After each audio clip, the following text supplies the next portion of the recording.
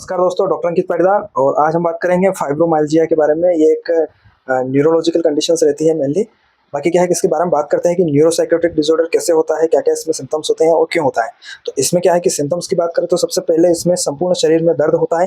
दर्द खासकर गर्दन में होता है, कंधे में होता है, पीठ में होता है और जांघों में होता है। और ये दर्द लगातार बना रहता है। सिविरिटी इतनी ज़्यादा होती है कि पेशेंट को सहन करना भी मुश्किल हो जाता है, तो ज़्यादा सिविरिटी में ये पेन होता है। थकान महसूस होती है, दिन भर थकान महसूस होना, मतलब क्या है कि फटीग जैसा फील रहना, ब्रेन फॉग की कंडीशन तक बन जाती है। तो थकान दिन भर रहती है। इसमें नींद आने में समस्या आती है, पेशेंट को खासकर सोने में कठिनाई होना, बार बार नींद खुलना। क्योंकि क्या है कि इसमें न्यूरोलॉजिकल कंडीशंस रहती हैं, तो फटीग के कारण जो ब्रेन की जो एक्टिविटी रहती है वो रिड्यूस हो जाती है स्लीपिंग के लिए। तो उसकी वजह से क्या है कि सोने में पेशेंट को ज़्यादा कठिनाई होती है और बार बार रात में पेशेंट को नींद खुलना, ये कंडीशन बनती है। और ब्रेन फॉग की कंडीशन की बात करें इसमें, तो पेशेंट की याददाश्त कमज़ोर हो जाती है। कंसंट्रेशन करने में, ध्यान लगाने में पेशेंट को ज़्यादा दिक्कत होती है। और यहाँ तक कि लंबे समय तक अगर पेशेंट इस दर्द को फेस करता है तो उसकी वजह से उसकी मानसिक स्थिति पर भी प्रेशर पड़ने लग जाता है। उसकी वजह से डिप्रेशन और एंजाइटी तक की कंडीशन बन जाती है। तो इसमें और सिम्टम्स की बात करें तो सिर दर्द रहता है, पेट खराब रहता है, पेशाब आने में समस्या रहती है। ये सिम्टम्स भी साथ में हो सकते हैं।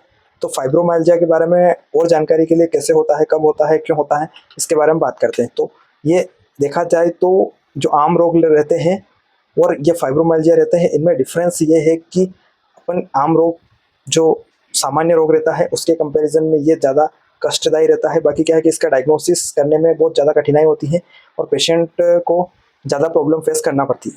फाइब्रोमाइल्जिया एक दीर्घकालीन क्रोनिक कंडीशन है जिसमें क्या है कि मरीज को पूरे शरीर की मांसपेशियों में, नसों में, जोड़ों में दर्द बना रहता है, थकान महसूस होती है, नींद की समस्या होती है, मानसिक भ्रम होता है, फ्रॉग की कंडीशन बनती है।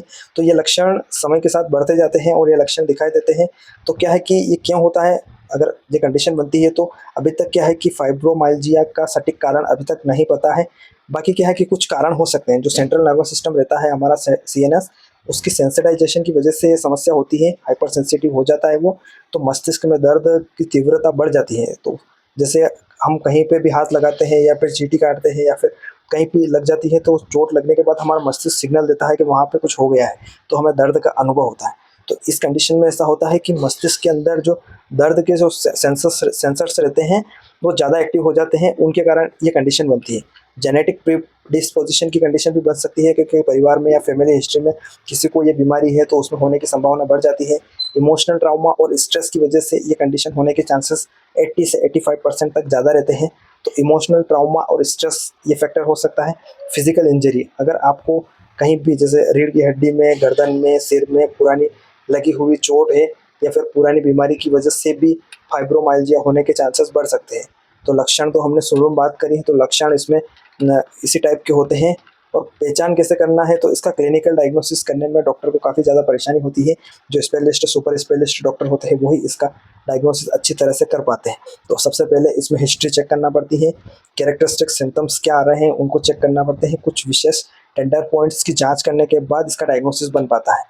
और ब्लड टेस्ट, इस बीमारी के लिए कोई स्पेशल ब्लड टेस्ट नहीं होता है, लेकिन क्या है कि दूसरी बीमारी का डिफरेंशियल डायग्नोसिस करने के लिए इसमें जांच की जाती है। तो जांचों के बारे में ध्यान रखने के लिए देखिए तो थायराइड की जांच इसमें कर सकते हैं, सीबीसी, ईएसआर, सीआरपी भी कर सकते हैं, vitamin D, B12, rheumatoid factor और एएनए की जांच होती है। अब ट्रीटमेंट की बात करें तो इसका कोई स्थायी ट्रीटमेंट नहीं होता है। जो फाइब्रोमाइल्जिया की जो कंडीशन होती है उसका स्थायी इलाज नहीं होता है। कुछ लाइफ स्टाइल में चेंजेस करके आप इसके जो सिम्टम्स है उसको कम कर सकते हो। तो नियमित रूप से आपको व्यायाम करना है, हल्का योग, वॉक, स्ट्रेचिंग करना है, नींद में सुधार लाना है, आपकी स्लीपिंग हैबिट्स को बेटर करना है, तनाव कम करना है, ताकि मेडिटेशन, संगीत, काउंसलिंग ले सकते हो आप। कुछ पेन किलर्स आप यूज़ कर सकते हो पेन के लिए। और इसमें क्या है कि जैसे अगर स्पेशल सुपर स्पेशलिटी लेवल का अगर ट्रीटमेंट किया जाता है तो उसमें क्या है कि पेन को पूरी तरह से कम किया जाता है, एक नॉर्मल लाइफ आप जी सकते हो। तो उसके लिए आपको न्यूरोलॉजिस्ट से मिलना ज़रूरी है। इसमें फिजियोथेरेपी और काउंसलिंग से भी आपको कुछ काफ़ी हद तक फ़ायदा मिलता है। दर्द, थकान कम करने में भी मदद मिलती है। कॉग्निटिव बिहेवियरल थेरेपी इसमें की जाती है तब जब आपके सिम्टम्स मानसिक रूप से आपको परेशान करने लग जाए और मानसिक थकान आपको ज़्यादा होने लग जाए, चिड़चिड़ापन होने लग जाए, कहीं पे घूमने की इच्छा नहीं हो, अकेला रहने की इच्छा हो, बाहर जाने की इच्छा नहीं हो, सोशल एंजाइटी होने लग जाए, तो इस कंडीशंस में आपको कॉग्निटिव बिहेवियरल थेरेपी की हेल्प लेना ज़रूरी है। क्या है कि ठीक हो सकता है कि नहीं हो सकता है, इसके बारे में बात करें तो यह एक क्रॉनिक कंडीशन है, यानी कि पूरी तरह से खत्म नहीं हो सकता है, लेकिन क्या है कि इसका सही इलाज मिल जाए, आपकी लाइफस्टाइल में कुछ पॉजिटिव चेंजेस हो जाए, तो इसके लक्षणों को काफ़ी हद तक मतलब 80 से 85% तक कम किया जा सकता है। और बहुत सारे लोग इस बीमारी होते हुए भी सामान्य जीवन जी रहे हैं। तो क्या है कि कभी भी क्या ना करना है, इसमें दर्द को नज़रअंदाज नहीं करना है, बार बार डॉक्टर बदलने से बचना है आपको, खुद से दवाइयाँ लेना बंद करना है, आराम की आदत ज़्यादा न डालना है, हल्की हल्की एक्टिविटी करना है। तो फाइब्रोमाइल्जिया एक अदृश्य बीमारी है जो दिखती नहीं है, लेकिन बहुत तकलीफ देती है, क्योंकि क्या है कि जो पेशेंट्स होते हैं उन्हीं को पता होती है कि इसमें क्या क्या सिम्टम्स होते हैं, क्या क्या परेशानी होती है। तो क्या है कि अगर आपके आसपास में किसी को ये लक्षण दिखाई दे, तो समझे, उनका साथ दें, उनको प्रेरित करें कि सही इलाज और लाइफस्टाइल पर ध्यान देकर वो इस बीमारी को कम कर सकते हैं। तो क्या है कि इसका इलाज संभव है। बाकी क्या है कि परमानेंटली आप चाहते हो कि इसका इलाज सही हो जाए, तो ये पॉसिबल नहीं है। सिम्टम्स को कम किया जाता है, अभी रिसर्च अभी इस पे चल रही है, तो और भी कुछ सॉल्यूशन मिलता है, परमानेंट इलाज इनका मिलता है, तो वो पॉसिबल हो जाएगा। Thank you.